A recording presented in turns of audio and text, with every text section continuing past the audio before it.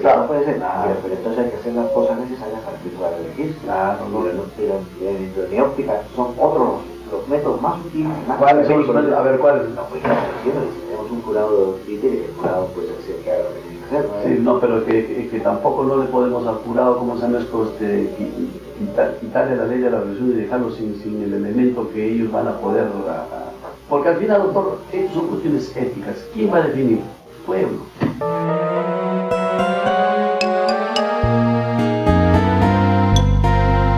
¿Cómo explicarías tú el artificio legal que fue esta ley? El argumento de ellos fue que la reelección de Fujimori del 95 no fue una reelección, sino la primera elección con la nueva Constitución. Y en la línea lógica de ese absurdo, porque si tú partes de un sofisma, vas a seguir en el sofisma. No vas a llegar a la verdad, vas a seguir en el sofisma. Entonces, ellos decían, como la Constitución fue aprobada el año 93, el año 95 se produjo la primera elección de Fujimori.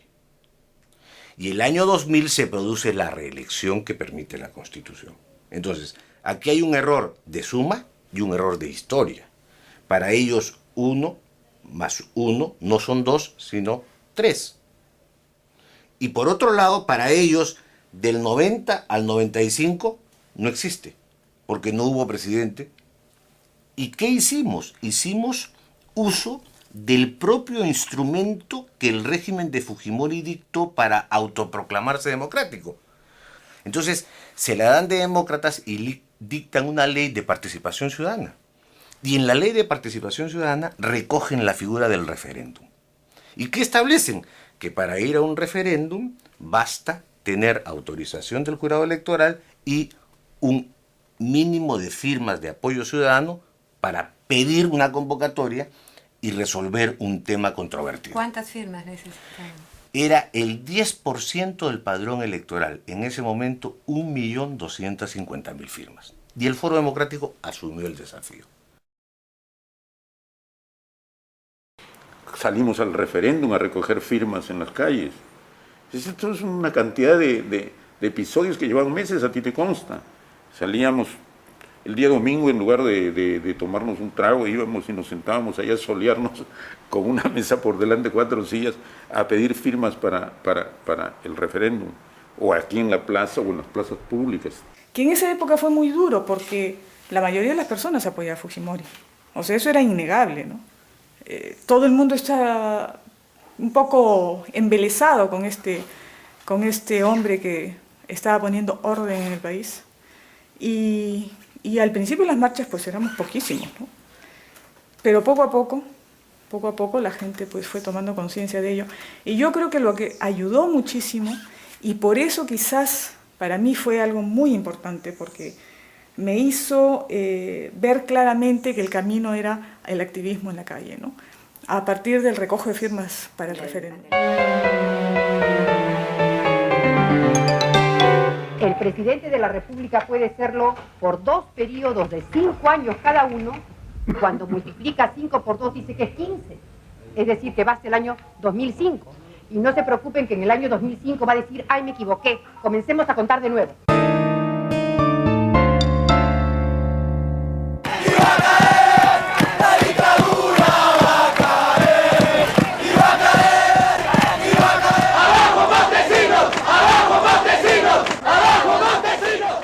La destitución de los 3 magistrados es la gota que rebalsó el vaso. La frase que por toda la universidad pusimos fue basta de indiferencia. ¡Somos estudiantes! ¡No somos terroristas! ¡Somos estudiantes! ¡No somos terroristas! ¡Somos estudiantes! ¡No somos terroristas! ¡Somos estudiantes! Y en julio del año 98 presentamos 1.475.000 firmas a la OMPE. O sea, mucho más de lo que... Mucho más de lo que ellos habían... claro, no estaba dentro de su cálculo que lo lográramos. Y lo logramos. Entonces ahí comienza pues la debacle, porque comienzan a darse, comienzan a tirarse tiros en los pies ellos mismos, ¿no? O sea, José Portillo, jefe de la OMPE, permite que vaya un fiscal y nos requisa las firmas y comienza una suma de semiescándalos que concluyen en que el propio Congreso declara que el proceso que habíamos iniciado 3 años atrás no era válido y que por consiguiente no había referéndum posible.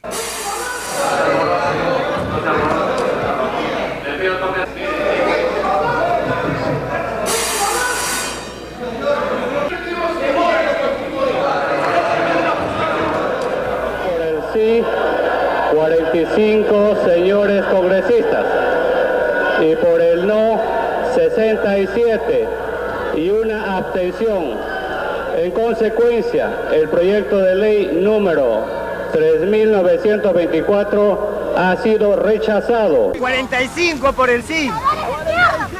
Por el no, 67. 45 a 67. ¡Murió la democracia!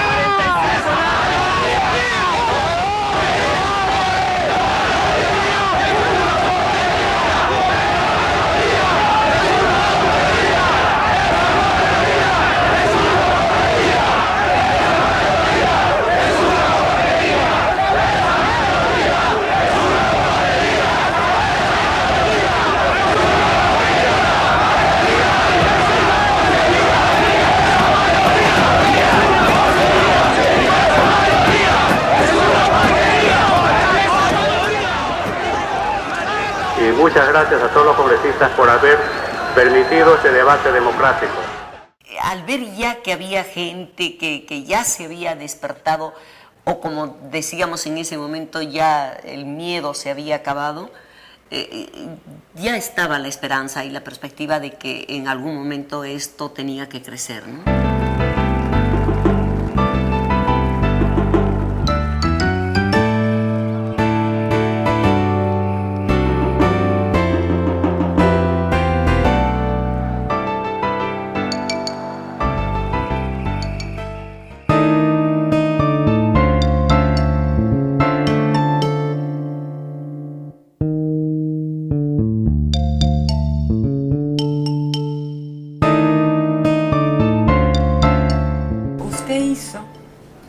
La denuncia en 1996 de la existencia de los planes contra los periodistas, ¿no? Creo que eran Bermuda y Narval en ese momento. ¿En qué consistían esos planes y cuáles eran sus objetivos? Nosotros nos lanzamos a indagar eso y encontramos el plan Narval, que era un plan que vigilaba los órganos de gobierno local, las municipalidades y los CETAR, ¿no? Y otras entidades públicas, ¿no? Pero además con el famoso Plan Bermuda, ¿no? Plan Bermuda que a nosotros nos pareció insólito, ¿no? Nos pareció que no era posible, que no era creíble, ¿no? ¿Cómo en ese marco era posible un plan como el que recibimos a través de información de agentes de inteligencia para atentar contra el periodista César Hildebrand? Y aquí está esta fotografía que pertenece a una agente llamada Susana Saavedra. Esta es la persona que, según nuestros informantes, que realmente son buenos, iba a apretar el gatillo. Esta noticia apareció recientemente refundida en las páginas policiales de un diario local. Se trataba de un horrendo crimen en el que manos extrañas habían descuartizado a una joven mujer de 29 años de edad. Su nombre, Mariela Barreto Riofano, una agente del Servicio de Inteligencia del Ejército, que para más señas fue nada menos que la mujer de Martín Rivas, el oficial del Ejército peruano acusado hace algunos años de ser el autor del crimen de la Cantuta. Leonor La Rosa sufrió 3 paros respiratorios después de haber sido torturada sistemáticamente durante una semana. Ella no es una delincuente común, tampoco una terrorista. Ella es una agente operativa del Servicio de Inteligencia del Ejército, acusada por sus superiores de haber revelado planes de operaciones especiales como el Plan Narval, ejecutado parcialmente con el atentado a la filial de Canal 13 en Puno, cuya existencia el ejército siempre negó.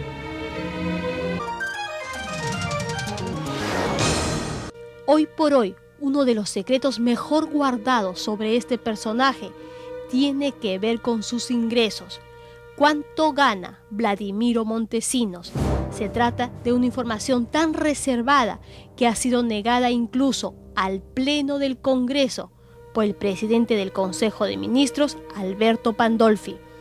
Contrapunto, sin embargo, averiguó los atractivos y nada desdeñables ingresos del segundo hombre más poderoso del Perú, quien solo en 1995 facturó por sus honorarios profesionales más de 1,5 millones de nuevos soles.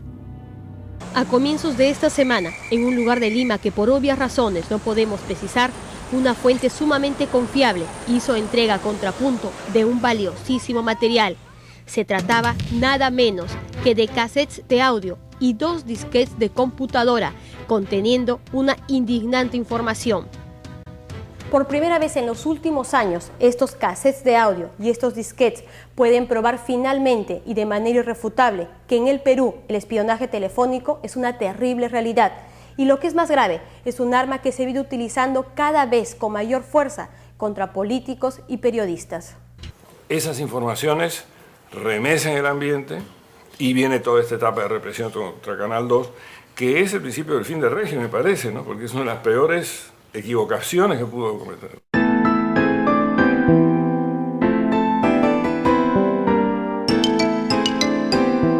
Aquí estamos los periodistas de Frecuencia Latina para defender uno de los legados más hermosos de la democracia y nuestra Constitución, nuestro derecho a la libertad de expresión.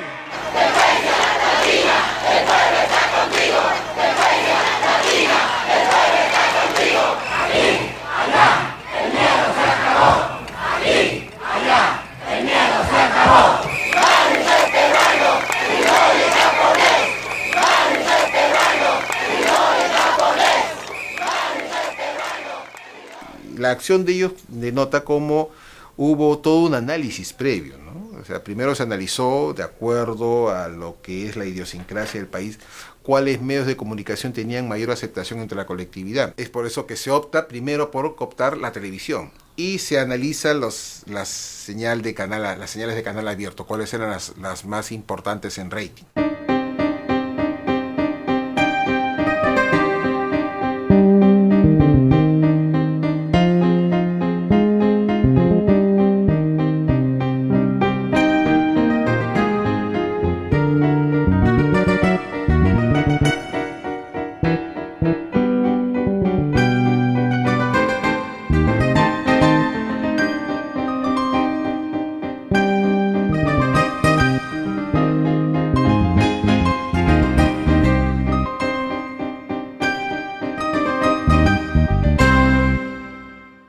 Una vez que se coopta lo que es la televisión, se pasa a los medios de prensa. Y en medios de prensa ellos analizan que era difícil hacer lo mismo, porque la prensa escrita era mucho más sólida, ¿no? Medios como El Comercio, La República, eran periódicos sólidos que no podían, no era fácil cooptarlos. Y lo cooptan es por crear lo que se denominó la prensa chicha. Prensa muy barata, con lenguaje muy popular, que fue utilizada para atacar a los medios de comunicación, a la prensa, al Comercio, a La República, y fue utilizada también para atacar a la oposición. Conforme afianzaba su poder, como que se sentía confiado en que podía ir mostrando la cara, ¿no es cierto? En que podía ir saliendo a la luz. Y al final ya lo hace pues con descaro, ¿no? Entonces ahí la vanidad lo pierde, ¿no? Yo creo que es la vanidad y la sensación de omnipotencia, ¿no? Lo pierde y comienza a meter la pata cada vez más hasta que, bueno, sabemos el final, ¿no?